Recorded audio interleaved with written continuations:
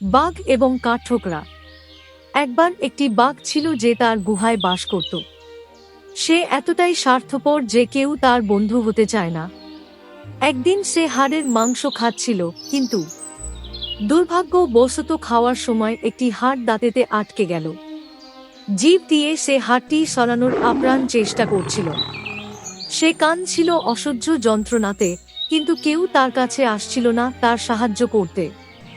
তখন এক দয়ালু কাঠঠোকরা তাকে সাহায্য করতে এলো। কাঠঠোকরা হাড়টি সরানোর প্রতিশ্রুতি দিল তার দাঁত থেকে, এই শর্তে বাঘ সবসময় তাকে তার খাবারের একটি অংশ দেবে।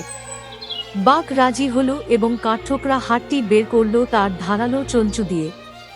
একদিন বাঘ খাচ্ছিল, কাঠঠোকরা তার কাছে এসে খাবারটি ভাগ করতে বলল, কিন্তু বাঘটি একটি টুকরো মাংস দিতে অস্বীকার করল এবং বলল, তোমার কৃতজ্ঞ হওয়া উচিত যে আমি তোমাকে প্রাণে মারিনি যখন তুমি আমার মুখের ভেতর তোমার চঞ্চু ঢোকালে। কাঠঠোকরা খুবই বিরক্ত হলো এবং বলল, অকৃতজ্ঞ বাঘ। তারপর কাঠঠোকরা খোঁচা দিল বাঘের এক চোখে। বাঘ ব্যথায় গর্জন করে উঠল কাঠঠোকরার উপর। কাঠঠোকরা বলল, তোমার কৃতজ্ঞ হওয়া উচিত, তোমার দুটি চোখের ক্ষতি হয়নি। বন্ধুরা, গল্পটি কেমন লাগলো জানাবেন। ধন্যবাদ।